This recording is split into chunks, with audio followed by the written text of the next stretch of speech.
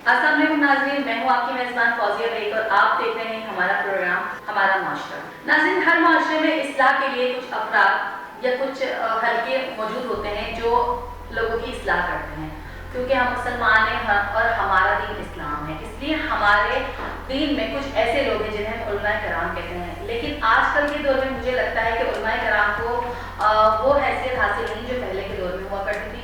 इसी हवाले से बात करेंगे हम अलीमुद्दीन साहब से, तो आइए उनसे बात करते हैं। अस्सलाम वालेकुम। वालेकुम अस्सलाम। कैसे हैं सर? सर, जैसे कि अभी मैंने एक बात की और ये मेरे दिल जहन में सवाल किया, शायद इस वक्त सबके जहन में ये सवाल है कि ऐसा है कि आजकल के दौर में हम उलमाए कराम को हम अहमियत नहीं देते, उनकी बातों पर इस तरह से अमल नहीं करते जिस तरह से पहले के वक्तों में होता था। बिल्कुल ऐसा है और इसकी बुनियादी वजह भी आप हज़रात की, इसलिए कि नबी अकरम सल्लल्लाहु अलैहि वसल्लम ने फरमाया कि अंबिया के वारिस उलमा इकराम हैं और नबी अपनी विरासत में धर्म और दिनार नहीं छोड़ता, इल्म छोड़ता। तो ये इल्म जो है ये उलमा की मिरास है। अब हमारे ज़राए अब्लाग जो हैं या आपका प्रिंट मीडिया है या इलेक्ट्रॉनिक मीडिया है, इन्होंने हमेशा उलमा इकराम के किरदार को एक मनफी पहलू के तौर पर पेश किया। गुज़श्ता अतवार के अंदर क्योंकि ये सारी चीज़ें नहीं होती थी तो बड़े बड़े हल्के लगते थे, जिसमें बड़े बड़े उलमा इकराम, सूफिया इकराम अपने वाज़ और बयान से लोगों की इस्लाह की, तो जो उनके बयानात को सुनते थे या उनके हल्कों में जानते थे वो उनके किरदार से भी बखूबी वाकिफ़ होते थे, इसलिए उनको इस्लाह याब होना जल्दी मुयसर आ जाता था। और आज सूरत हाल ये है कि हम सिर्फ उलमा इकराम के नाम से वाकिफ़ हैं, उनकी निजी ज़िंदगी या उनके किरदार से हम कतन वाकिफ़ नहीं हैं। और किरदार हमारी नज़र में उलमा इकराम का वही है जो आप लोग बना के पेश कर दें और इसमें कोई शक नहीं है और मुझे कहने में कोई कबाहत भी नहीं है कि ये एक बहुत बड़ी साजिश है कि किसी तरह अवामुन्नास का राब्ता उलमा इकराम से मुनक़ता कर दिया जाए और इसमें किसी हद तक ये साजिशी अनासर जो है ये कामयाब नहीं हुआ। अब मौलवी इस माशरे के लिए एक गाली तस्वुर किया जाता है, जबकि अल्लाह के नबी ने फरमाया कि ये मेरी मिरास के मालिक ये हो। तो आप ज़रा तस्वुर करें और हम अपने माशरे का, अपनी माशरे की जहनीत का हम तस्वुर करें कि जिसको अल्लाह का नबी ये कहे कि ये मेरी मिरास है, हम उसको गंदी गालियों पर, तो इस्लाह का पहलू कैसे निकलेगा? कि जितने बड़े बड़े सूफिया इकराम हैं जिनके नाम से हम वाकिफ़ हैं, शेख कादिर जिलानी रहमतुल्लाह अलैह नाम से वाकिफ़ हैं, इससे ज़्यादा नहीं कि दो चार करामतें जानते हैं, इससे ज़्यादा वाकिफ़ियत हमें उनसे नहीं है। शेख मोइनुद्दीन चिश्ती अजमेरी रहमतुल्लाह अलैह नाम से वाकिफ़ हैं, ये कितने बड़े आलिम थे कोई नहीं जानता। जलालुद्दीन रूमी रहमतुल्लाह अलैह के बारे में नाम से वाकिफ़ हैं, या ज़्यादा से ज़्यादा हम ये जानते होंगे कि उन्होंने मसनवी मौलाना रूम लिखी है, लेकिन ये मौलाना बन कैसे नहीं हुआ, वो कितने बड़े आलिम हैं। हासिदीन हर दौर में होते हैं, जैसे आज हैं उलमा की तकज़ीब करते हैं, उनकी तज़लील करने का कोई मौका हाथ से जाने नहीं देते, उस दौर में भी ऐसा होता था। लेकिन उस दौर के अंदर मुखातिब खुद बराह रास्त पूछने वाले का जवाब देता था। अब टीवी पे बैठ के कोई भी आदमी को किसी किस्म की बात कर दे तो जिसके खिलाफ की जाती है उसको बोलने का मौका नहीं मिलता, तो वो आवाम की नज़र में पस्ती में ही चलता चला जाए कि ये मौलवी होते ही ऐसे हैं। ऐसा नहीं है। अगर मौलवी होते ही ऐसे तो कोई, अच्छा मैं आपसे एक सवाल करूँ, देखिए अभी जो मेरा सवाल है ना, ये सरियतन अल्लाह की मदद इस हल्के के साथ। आपने सुना होगा बहुत बड़ा पॉलिटिशियन है खुदकुशी कर ली, सुना? आपने सुना होगा बहुत बड़ी इंडस्ट्री का मालिक है खुदकुशी कर ली, बहुत बड़ा गुलकार है, उसको उसके फैन है, उसको देखने के लिए लाखों करोड़ों का मजमा है, उससे खुदकुशी कर ली। ज़्यादातर ऐसे ही होता है। अरबों खरबों के मालिक होते हैं खुदकुशी कर ली। मैं आपको बिल्कुल ठीक बात बताता हूँ कि कोई बड़ा ही मौलवी होगा जिसकी 25,000 रुपये तनख्वाह होगी, जो 5 वक्त की नमाज भी पढ़ाता है और फतवा भी देता है और जुम्मा भी पढ़ाता है, आपकी नमाज जनाजा भी पढ़ाता है और आपकी फातिहा भी जाता है। तो 25,000 20,000 और मौज़िन की तनख्वाह 10,000 12,000 से ज़्यादा नहीं होती। तो आप बड़े सर्वे करते हैं तो छापे मारते हैं, कभी ये भलाई का काम करें, मसाजिद में जाएँ, वहाँ के अइम्मा इकराम के पास जाएँ, وہاں کے قاری حضرات سے پوچھیں آپ جو صبح سے شام تک بچوں کو قال اللہ قال رسول پڑھاتے ہیں علماء سے، آپ کی تنخواہ کتنی ہے؟ بالکل آپ کبھی جائیں کسی امام مسجد سے پوچھیں گے آپ کی تنخواہ کتنی ہے؟ کبھی کسی مؤذن سے جا کے پوچھیں گے آپ کی تنخواہ کتنی ہے؟ کبھی آپ نے سنا کسی مولوی نے خودکشی کی ہو؟ کبھی آپ کی یادداشت کے آپ جائیں دریچوں میں، ماضی میں جائیں، حال میں جائیں، آپ نے سنا کسی مولوی نے خودکشی کی ہو؟ کسی قاری نے خودکشی کی ہو؟ یہ سب سے بڑی دلیل اس بات کی ہے کہ اللہ کی مدد ان کے ساتھ۔ جی سر، آپ کی یہ سب بات بھی ٹھیک ہے اور یہ حقیقت ہے، ہمارے ملک کی کلمیاں ہیں کہ قاری اور مؤذن اور ان کی تنخواہیں بہت کم ہوتی، لیکن بعض اوقات ہمیں جو خبریں سننے کو ملتی ہیں، جو چیزیں ہمیں نظر آتی ہیں، اس کی وجہ سے بھی تو کہ جو لوگ ایسی حرکتیں کرتے ہیں اور یہ غلطیاں کرتے ہیں، انسان خطا کا پتلا ہے، ہر کسی سے غلطی ہو جاتی ہے، لیکن وہ بھی وجوہات بنتی ہے نا لوگوں کے دلوں کو میں ایک غلط امیج پیدا کرنے کی، اور لوگوں کو ڈر بھی لگتا ہے۔ جیسے کہ ایک وقت تھا کہ پہلے مدارس میں لڑکے اور لڑکیاں ایک ساتھ جایا کرتے تھے، قاری صاحب سے جو لڑکیاں بھی جو تھیں، بچیاں بھی جب پڑھتی تھی تو والدین جو ہے بہت مطمئن ہوتے تھے کہ ماشاءاللہ بچے نے اچھے تجویز سے پڑھائی، اچھا پڑھا ہے، لیکن جس طرح کا اب جو ماحول پیدا ہوتا جا رہا ہے اس سے لڑکیاں تو دور کی بات ہے، لڑکوں کو بھی جو ہے مدارس میں بھیجنے سے والدین کتراتے ہیں، اور اس وقت یہ حال ہو چکا ہے ہمارے ملک میں کہ جو جتنے بھی قاری حضرات ہوتے ہیں ان کو لوگ کہتے ہیں ہمارے گھر آ جائیں، وہاں پہ پڑھا دیں تاکہ ہمارے نگرانی میں بچے پڑھ لیں۔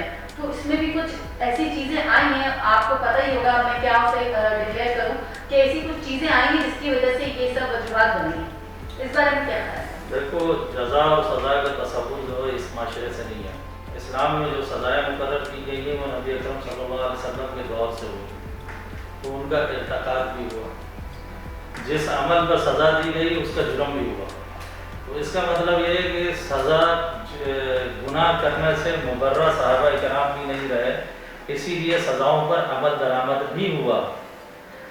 تو نبی کے علاوہ تو کوئی شخص ایسا نہیں ہے کہ اس سے گناہ سرزد نہ ہو۔ شیطان انسان کا ازلی دشمن ہے اور وہ تو انسان کے پیچھے لگا ہوا ہے، اس لیے انسان سے گناہ بھی سرزد ہوتا ہے۔ اس لیے حدیث میں آتا ہے کہ اللہ کے نبی نے فرمایا بہترین گناہ گار وہ ہے جو گناہ کے بعد اللہ سے رجوع کر لے۔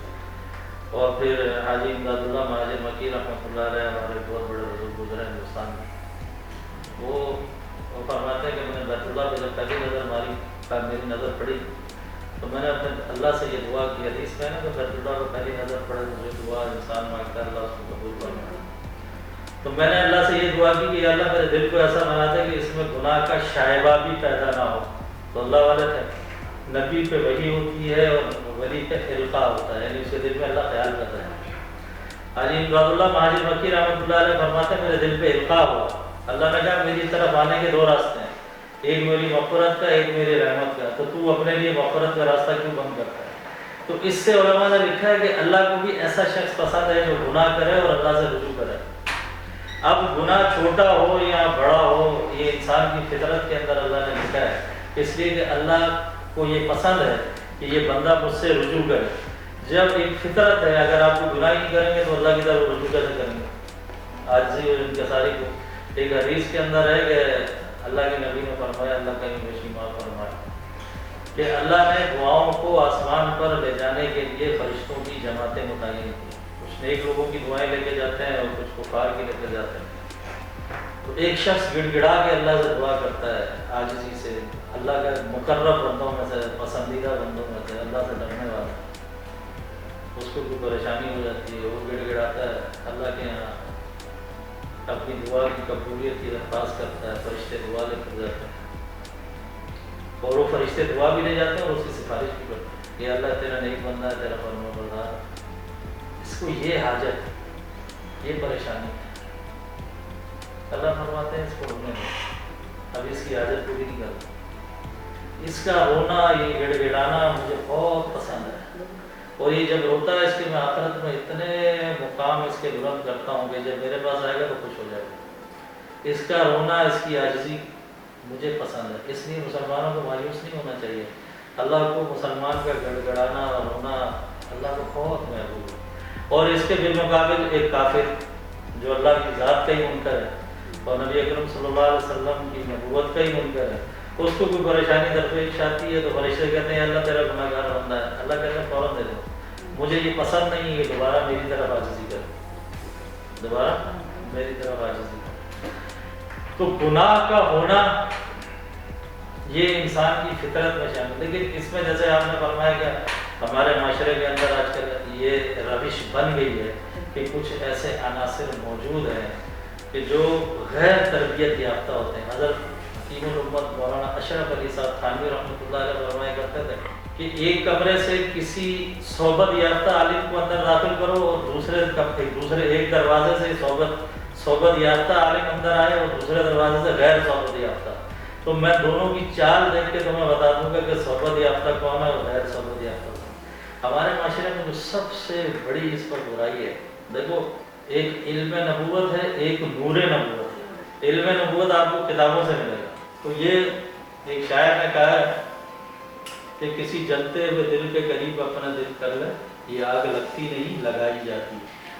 ایک سوال ہے میرا کہ ہم سب بھی بزرگان دین سے واقف ہیں, جیسے کہ شیخ عبد القادر جیلانی, معین الدین اجمیری, خواجہ نصاب الدین اولیاء, اس کے علاوہ بہت سارے بزرگ اور ہمارے جو ہیں ہم ان سب سے واقف ہیں. لیکن ہم لوگ اپنے علماء کرام میں ان کی جھلک دیکھنا چاہتے ہیں جو کہ آج کل کے علماء کرام میں نظر نہیں آتی. اب یہ ایسا سوال ہے, میں تو کیونکہ عالم نہیں ہوں تو کسی عالم کے بارے میں لفظ کرنا یہ اچھی بات نہیں ہے. لیکن اگر آپ بات ہوئی ہے اصلاح کا پہلو ہمارے اندر عوام اور خواص دونوں میں سے ختم ہو گئی. پہلے کوئی جیسے آپ نے نام لیا شیخ عبد القادر جیلانی رحمۃ اللہ علیہ. شیخ عبد القادر جیلانی رحمۃ اللہ علیہ نے اپنی ابتدائی جو تعلیم ہے بغداد کے اندر, اور جس قسمت کرسی کی حالت کے اندر حضرت شیخ قادر جیلانی نے بغداد میں تعلیم حاصل کی ہے. تعلیم مکمل ہونے کے بعد بھی حضرت شیخ فرمایا کرتے تھے کہ میرے دل میں ایک قلب تھا, ایک بے چینی تھی, ایک طلب تھی, مجھے سکون نہیں ملتا. حالانکہ علمی اعتبار سے بہت بڑے, وہ بغداد جانتا بھی نہیں تھا کہ وہ شیخ قادر جیلانی بھی ہے. حضرت مبارک مخزومی رحمۃ اللہ علیہ حضرت کے شیخ ہیں, پیر ہیں. ان سے جب اصلاحی تعلق قائم کیا تو حضرت فرماتے ہیں میرا دل ایسا ہوا جیسے ایک جلتا ہوا آگ کا الاؤ پہ کسی نے برف کی سیر کر دی. شیخ قادر جیلانی رحمۃ اللہ علیہ کو بھی اپنی اصلاح کے لیے کسی کا ہاتھ پکڑنا پڑا. آپ نے نام لیا معین الدین چشتی اجمیری رحمۃ اللہ علیہ. انہوں نے 7 بادشاہوں کا دور دیکھا ہے. علاؤدین خلجی بہت بڑا بادشاہ گزرا ہے اور 88 جنگیں اس نے لڑی ہیں. 88 کے 88 میں یہ فتح یاب ہوا. اور وہ بربلا یہ کہتا تھا کہ میری ہر فتح کے پیچھے نظام الدین اولیاء رحمۃ اللہ علیہ کا کی دعاؤں کا ہاتھ ہے. حضرت امیر خسرو رحمۃ اللہ علیہ حضرت کے خلیفہ تھے, ان سے رابطے میں رہتے تھے, کبھی بادشاہ وقت سے نہیں ملے. حضرت معین الدین چشتی اجمیری رحمۃ اللہ علیہ جو بادشاہ وقت کو ٹائم نہیں دیتے ہیں, وہ اپنے شیخ حضرت فرید الدین گنج شکر مسعود رحمۃ اللہ علیہ کے گھر میں جھاڑو بھی دے رہے ہیں, ان کے برتن بھی دھو رہے ہیں. علم نبوت ان کے پاس موجود تھا, نور نبوت کو حاصل کرنے کے لیے, اپنے اصلاح کے لیے. جو علم ہے وہ عمل پر آ جائے, اس کے لیے کسی بزرگ کی چوکڑ کو پکڑنا بہت ضروری ہے. مولانا شفیع احمد عثمانی صاحب رحمۃ اللہ علیہ, ہمارے تقی عثمانی صاحب اور حضرت رفیع عثمانی صاحب دامت برکاتہم کے والد محترم دارالعلوم کراچی کے باری, وہ فرمایا کرتے تھے کہ کسی بزرگ سے بیعت ہونا فرض عین ہے اور اس میں تاخیر کرنا گناہ کبیرہ ہے. میرے شیخ ہیں حضرت مفتی محمود الحسن صاحب دامت برکاتہم عالیہ, وہ فرماتے ہیں کہ جب تک معلومات معمولات میں نہیں آئے گی انسان بنے گا نہیں.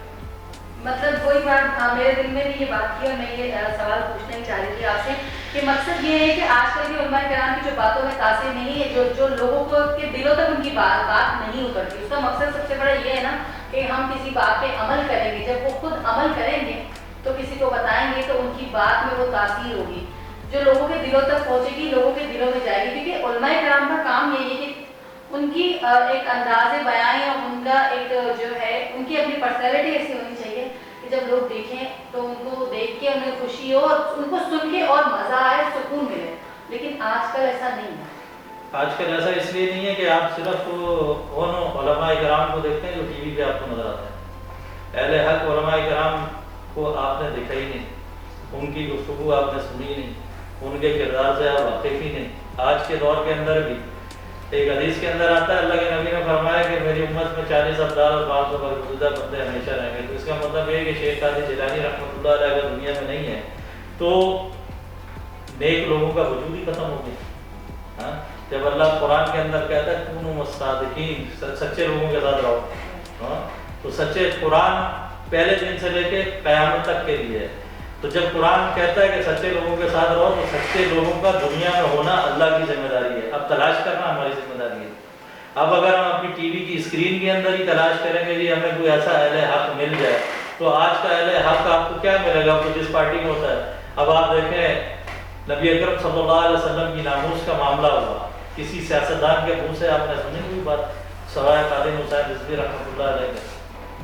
انہوں نے ختم نبوت کے موضوع کو اتنا پروان چڑھایا.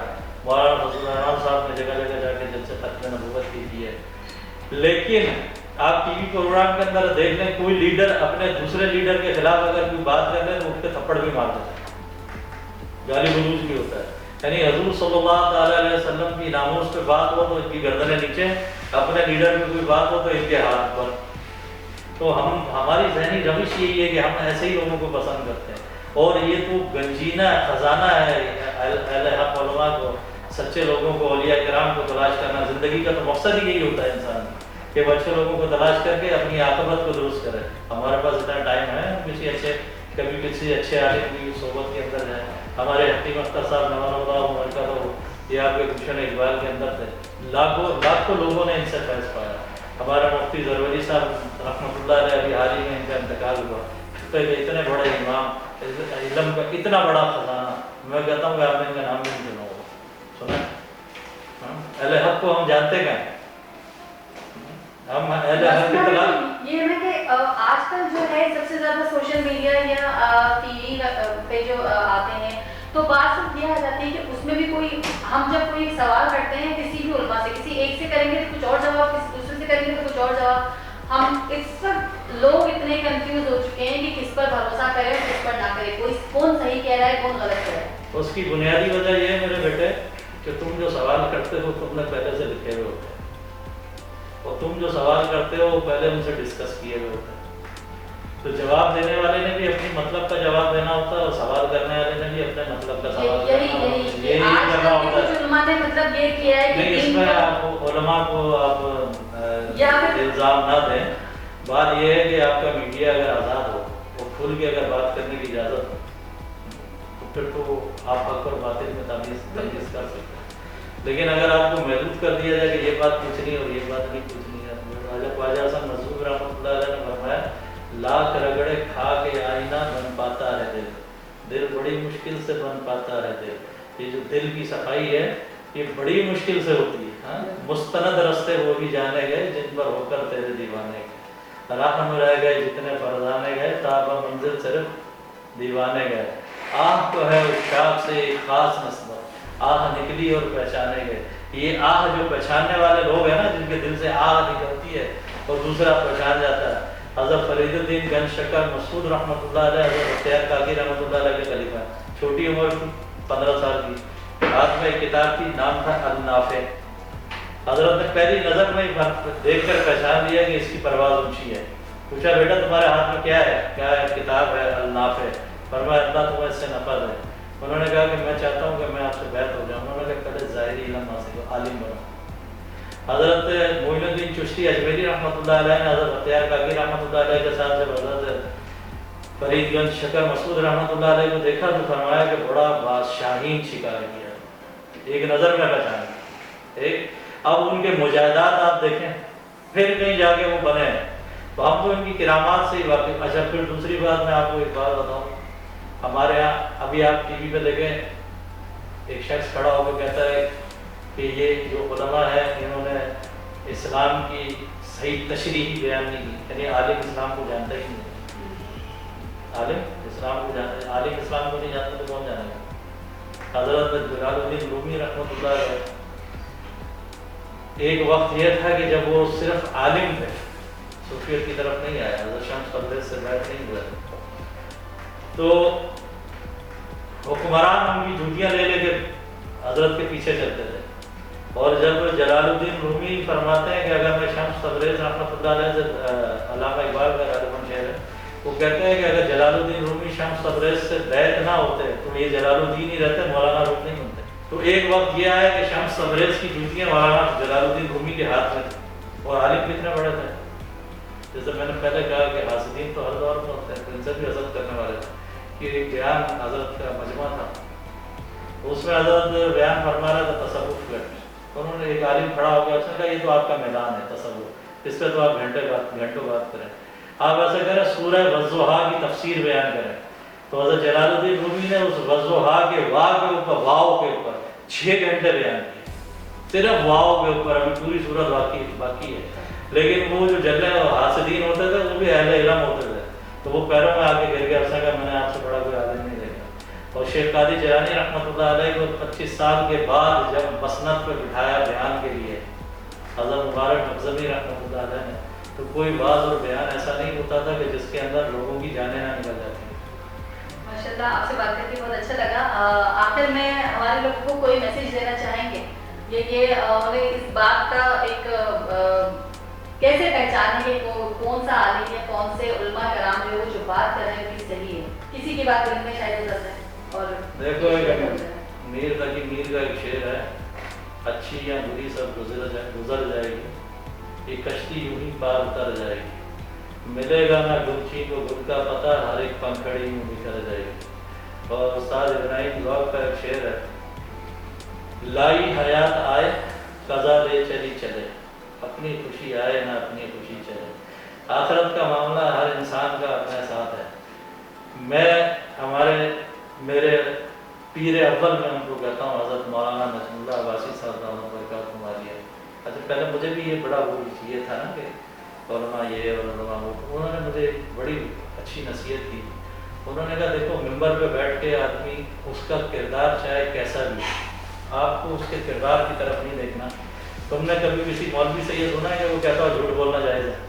میں نے کہا نہیں. کہ کسی نے کہا سود لینا جائز ہے، یا کسی نے کہا زنا کرنا جائز ہے.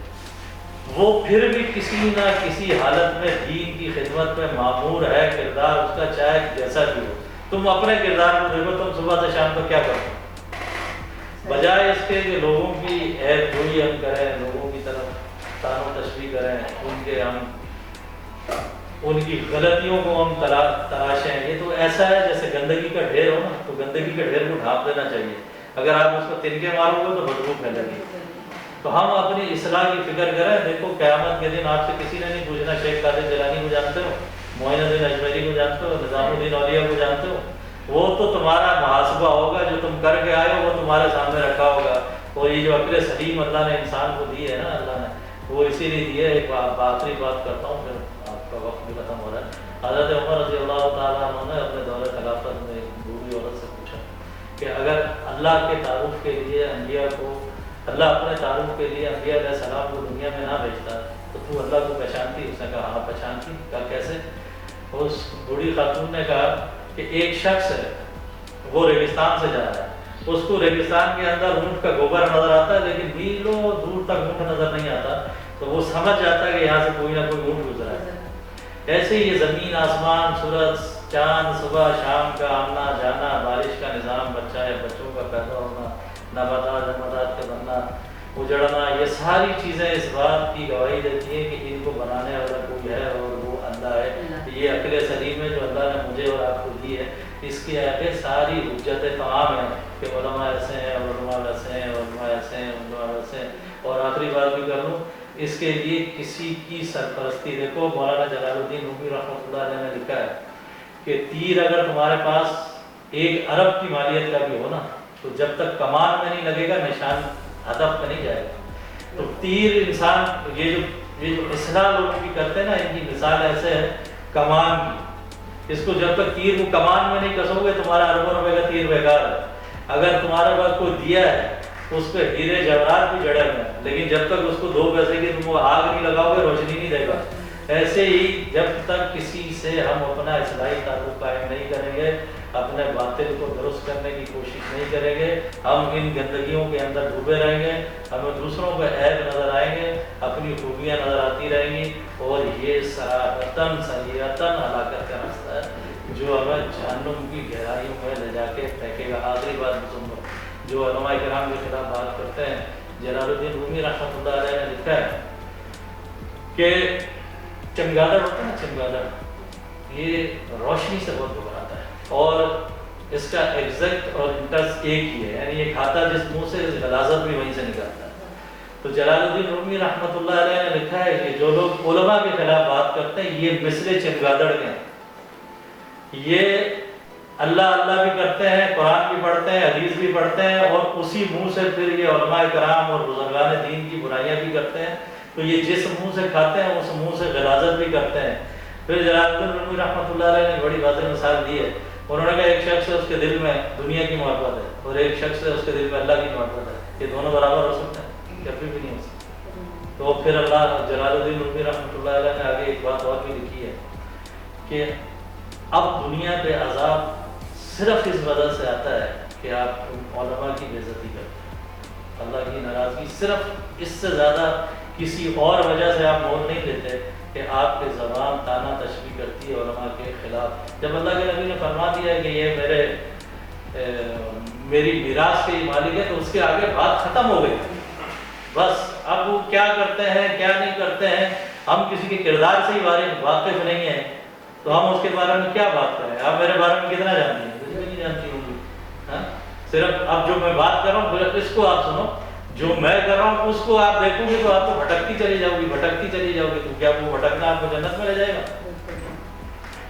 बिल्कुल, माशाल्लाह, बहुत बहुत शुक्रिया, आपसे बात करके बहुत अच्छा लगा। नाज़रीन, इसी के साथ हमारे प्रोग्राम का वक्त खत्म होता है। अपनी मेज़बान को दीजिए इजाज़त। हमारा प्रोग्राम ज़रूर देखिएगा, लाइक कीजिएगा, सब्सक्राइब कीजिएगा। अल्लाह हाफ़िज़।